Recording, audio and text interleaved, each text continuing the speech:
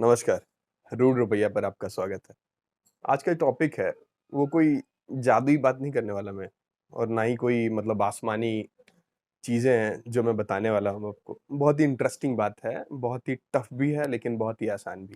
आसान क्यों? क्योंकि अगर आप उस हैबिट को बिल्ड कर लेते हैं तो आपके लिए बहुत आसान है, लेकिन उस हैबिट को बिल्ड करना, वो बहुत कठिन है। तो एक छोटा-सा एग्ज़ाम्पल लेता हूँ। रॉयल एनफील्ड बाइक्स के बारे में सब जानते हैं। आरई की बाइक्स कौन नहीं जानता? मतलब बुलेट हो गया, मीटियोर, क्लासिक, इंटरसेप्टर, कॉन्टिनेंटल, सबके घरों में है। मेरे घर में भी है, आपके घरों में भी होगा, पड़ोसी के घर में भी होगा। तो 60,000 रुपए की थी 2001 में एक रॉयल एनफील्ड की बाइक। रॉयल एनफील्ड का जो पैरेंट कंपनी है, वो है आइशर मोटर्स। उस समय उसके शेयर थे ₹2 के। 60,000 रुपए की एक बाइक आ रही है। कुछ लोग जो थे जिनके पास वो हैबिट थी, तो कंपैरिजन कीजिए आप। 30,000 शेयर आते 60,000 में, 60,000 की एक बाइक भी आती। लेकिन 2001 से लेकर 2021 तक का अगर वो सफर इन्वेस्टमेंट के थ्रू आपने पूरा किया होता, तो आप यकीन नहीं मत कर पाएंगे कि कितना हो जाता। और मस्त में कैश करेंगे। पैसा ही पैसा होगा। मस्त। डेप्रिसिएशन इतना ज्यादा आएगा कि उसकी वैल्यू बहुत कम हो जाती उस हिसाब से। तो लेकिन हम बात कर रहे हैं मेन इन्वेस्टमेंट के बारे में। 2001 में रॉयल एनफील्ड में आपने इन्वेस्टमेंट किया होता 60,000 रुपए का, तो आप गेस कीजिए कितना बढ़ गया होता। 10 सेकंड का टाइम है आपके पास। मान लीजिए कि आप गेस कर रहे हैं 50 लाख, 60 लाख, 70 लाख, 1 करोड़, 2 करोड़। मतलब यकीन मानना बहुत मुश्किल है कि वो 60,000 का इन्वेस्टमेंट अभी के समय में हो जाता 7 करोड़ 80 लाख रुपए का। 7 करोड़ 80 लाख, सही सुना आपने। तो ये पूरी जो जर्नी है, वो इन्वेस्टमेंट की है।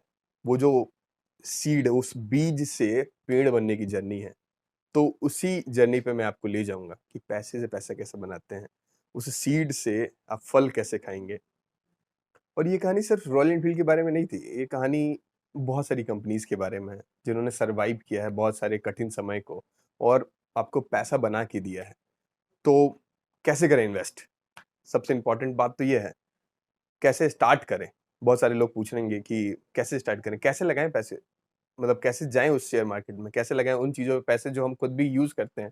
ब्रिटानिया के बिस्किट कौन नहीं खाता? ब्रिटानिया के पैसे, जो बिस्किट खाते हैं, आप उधर भी पैसे लगा सकते हैं। रॉयल एनफील्ड की बाइक यूज़ करता हूँ, मैं आइशर मोटर में भी पैसे लगा सकता हूँ। तो कैसे करें इन्वेस्ट? 2 तरीकों से पैसे लगाए जा सकते हैं शेयर मार्केट में। पहला है प्राइमरी मार्केट और सेकंड है सेकेंडरी मार्केट। प्राइमरी मार्केट मतलब इनिशियल पब्लिक ऑफरिंग्स। इसमें आप पैसे लगा सकते हैं। मान लीजिए कोई नया कंपनी आने वाला है। मान लीजिए कोई फ़ोन यूज़ कर रहे हैं, वो एक नई कंपनी आने वाली है, आपको पता है फ़ोन बहुत अच्छी बनाती है वो। तो अब आप क्या करेंगे?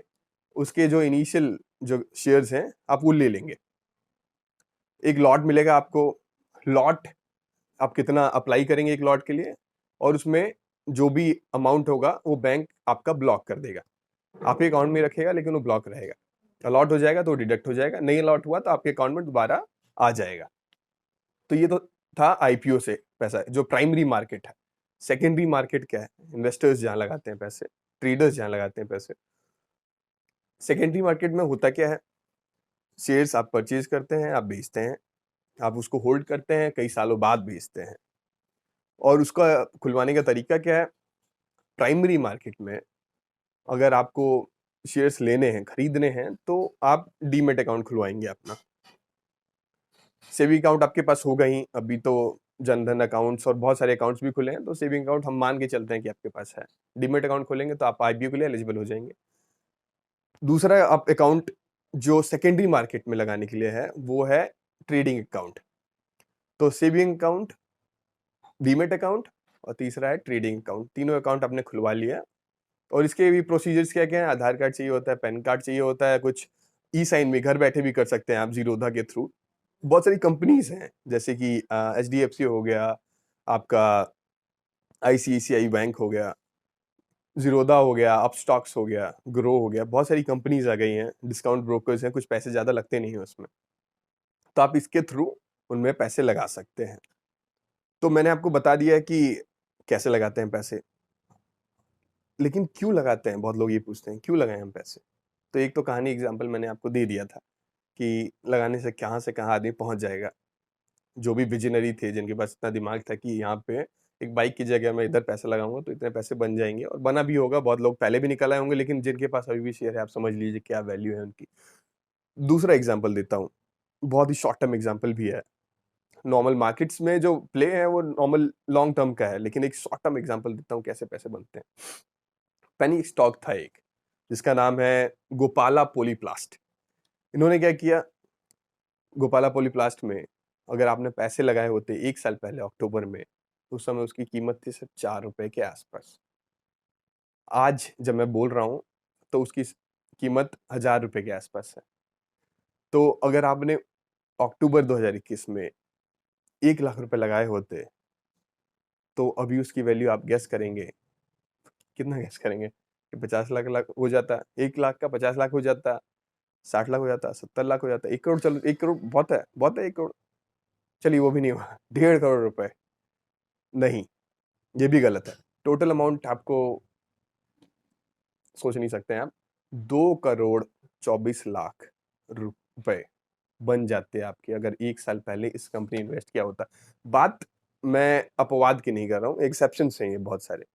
मैं बात कर रहा हूँ नॉर्म्स की। लॉन्ग टर्म इन्वेस्टिंग में आप ये कर सकते हैं, आप यहाँ पे पैसा बना के रख सकते हैं, लेकिन क्यों लगाते हैं पैसे? क्यों लगाएँ पैसे इसमें? शेयर मार्केट में क्या पता डूब जाए। तो उसका 2 एग्ज़ाम्पल हैं क्यों लगाते हैं पैसे। पहला इन्फ्लेशन, कोई चीज़ ₹10 की थी कल, आज ₹15 की है, परसों ₹20 की होगी। तो ईयर्स वाइज़ आप सोच सकते हैं इसके बारे में। ₹100 की थी, 150 हो जाएगा, ₹200 हो जाएगा। तो कैसे बीट करेंगे?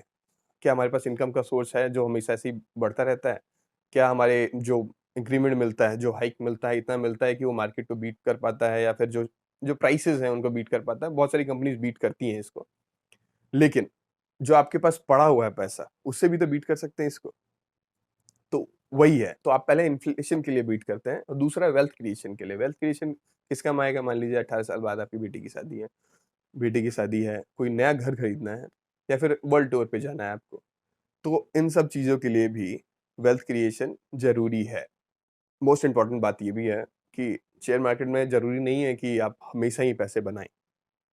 बिल्कुल ही आपको अपना रिस्क एपेटाइट भी समझना होता है, आपको डाइवर्सिफ़ाई भी करना होता है, और रिस्क और रिवॉर्ड रेशियो देख के चलना पड़ता है।